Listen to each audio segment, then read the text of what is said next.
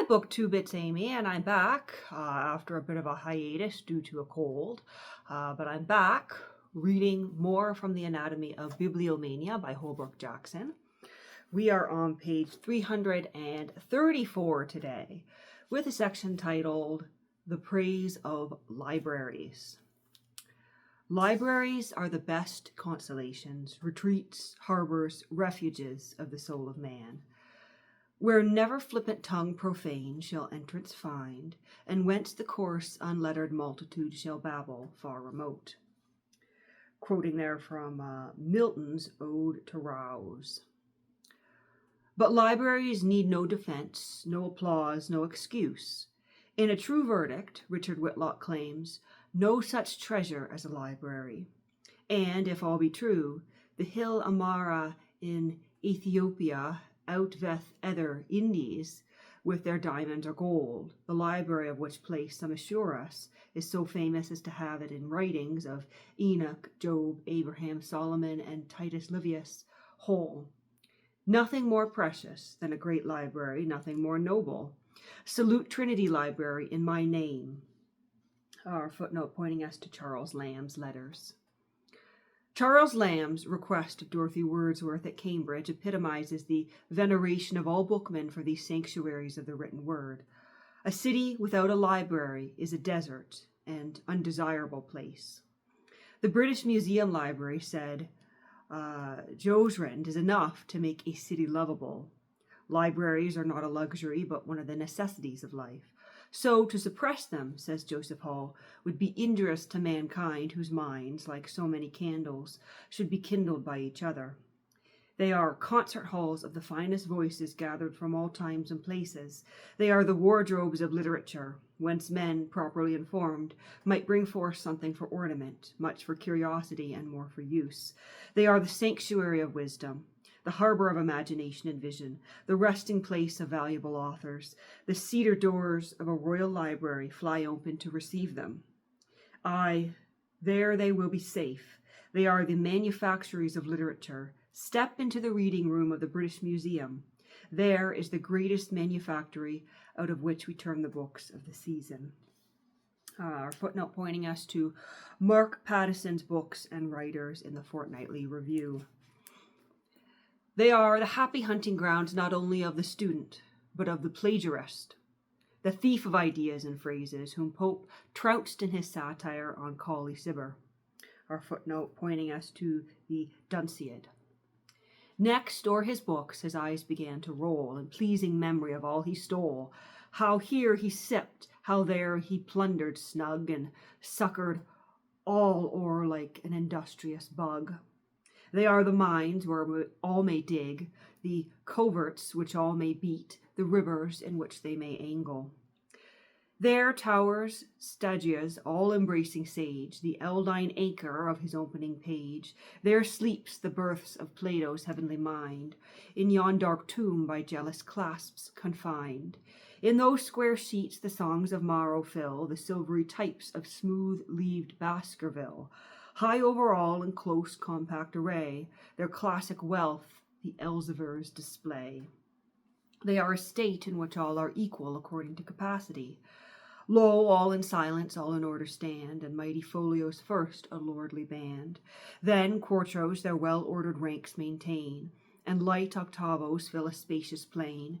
See yonder, ranged in more frequented rows, a humbler band of duodecimos, well, undistinguished trifles swell the scene, the last new play and frittered magazine. Thus 'tis in life, where first the proud, the great, in leagued assembly keep their cumbrous state. Heavy and huge they fill the world with dread, are much admired, and are but little read. The common next a middle rank are found, professions fruitful pour their offspring round. Reasoners and wit are next their place allowed, and last, of vulgar tribes, a countless crowd. Quoting there from Crabbe's The Library. They are a land flowing with milk and honey, where all are fed according to their taste, and where luxuries and necessities are equally accessible and common to all. Unlike the hard, the selfish, and the proud, they fly not sullen from the suppliant crowd, nor tell to various people various things, but show to subjects what they show to kings. from Of the Advancement of Learning. Can the world afford a better sight, sweeter content, a fairer object, a more gracious aspect? Libraries are given by Lord Bacon the first place among the works of acts of merit towards learning. They are as the shrines where all the relics of the ancient saints, full of virtue and that without delusion or imposture, are preserved, where still the shapes of parted souls abide, embalmed in verse. Our footnote pointing us to some lines of poetry from Cowley's Pindaric Ode. They are the glory of modern cities and universities, as they were the lanterns of the Dark Ages before the Renaissance of learning. De Thou's library was called the Parnassus of the Muses, and it was alleged that those who had not seen the library of Thanius had not seen Paris. The pride and glory of a monastery, said Meriwether, was a well-stored library, and such as he disliked the monastic system, the cold, heartless, gloomy, aesthetic atmosphere of the cloister, he confessed that he would be difficult to convince him, or rather that it would be difficult to convince him with all those fine relics of their deeds before him, those beauteous fanes dedicated to piety and God, those libraries so crowded with their vellum tomes, so gorgeously adorned in the abundant evidence which history bears to their known charity and hospitable love, that these monks and their system were a scheme of dismissal, or rather dismal barbarism. They were the encouragers of literature, the preservers of books, and the promulgators of civilization, and Dibdin advises us to look upon old abbeys and convents as the sacred depositories of the literature of past ages. Here, duly placed on consecrated ground, the studious works of many an age are found. Quoting there from Bibliomania in the Middle Ages. I may go on with this praise ad infinitum, but, lest I weary you, I shall conclude my recital with W.E. Channing's admission that every man should gather some good book under his roof or obtain access for himself and family to some library. Wise men through all ages have acted thus, either by forming collections for themselves or by founding and helping to maintain scholastic or public libraries. The first great systematic library is attributed to Aristotle. The first national library, founded in Egypt, was so esteemed that it was placed under the protection of the gods.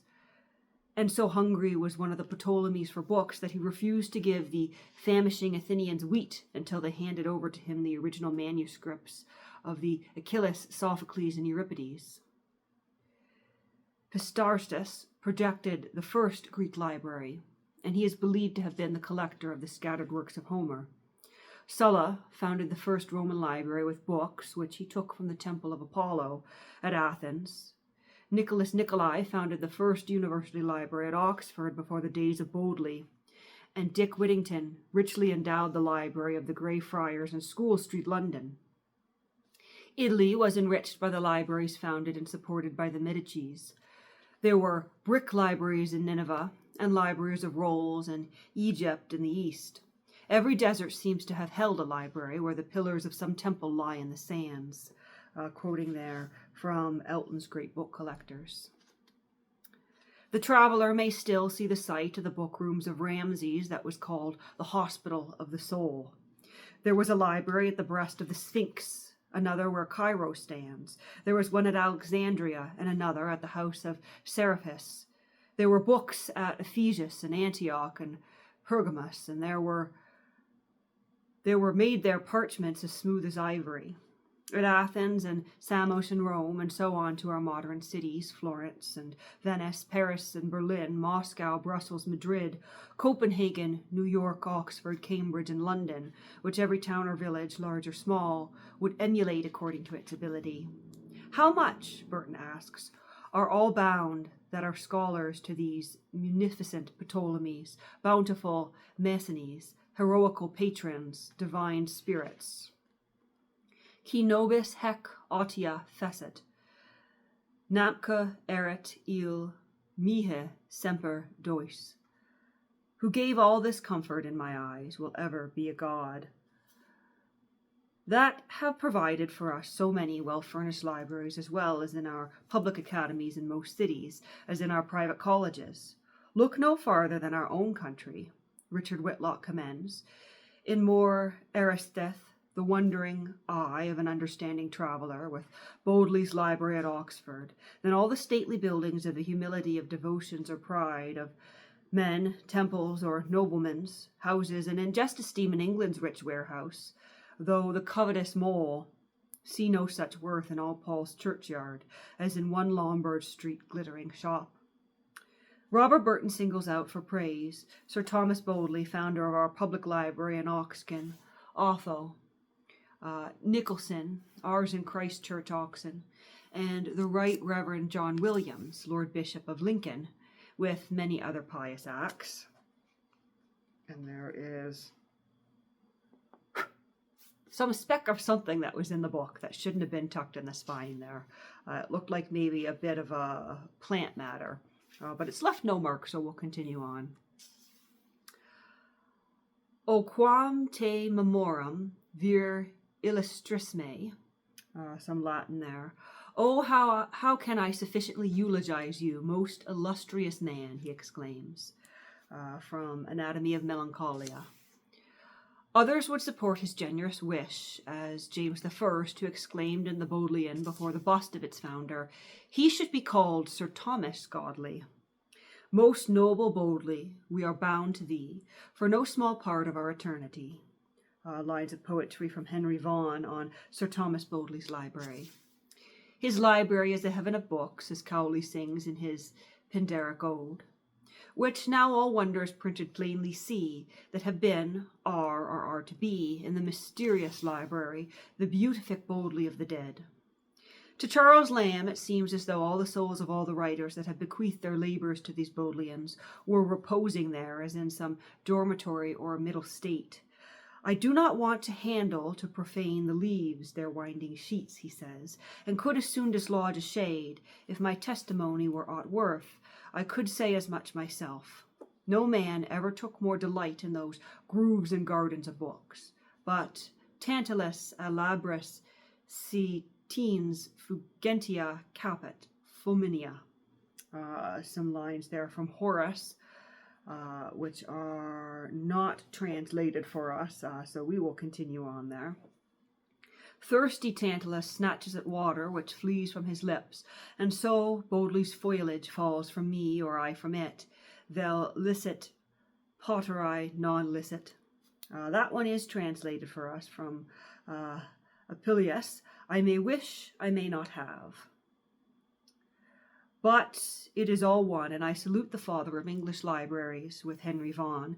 Thou hast made us all thine heirs. Whatever we hereafter write, 'tis thy posterity, for of thy deeds bodily from thine own pure spring 1,000 Homers and sweet Lucans sing. That footnote pointing us to Peter Prideaux, and it just says Exeter, 1613. What, asks William Drummond, what oweth Oxford, nay this isle, to the most worthy Bodley, whose library perhaps containeth more excellent books than the ancients by all their curious search could find? And for answer, read what John Henry, the old Oxford bookbinder, sang in his poem on Oxford, the seat of the Muses. A public library, that all must own, the like at present in the world's not known, in goodly piles and great variety, records and books promiscuous here do lie. A footnote pointing us to Macrae's Annals of the Bodleian. But that is the end of that section on libraries. The next section here is titled Their Size and Extent. So the size and the extent of books. But we'll end it there today on page 339. I hope my voice has sounded okay. As I've been continuing to read here, I have been feeling a bit of congestion building up in my sinuses again. So it's good that we're ending it here, or else I would have to take a break and do this in 2 parts. But I will see you in the next video.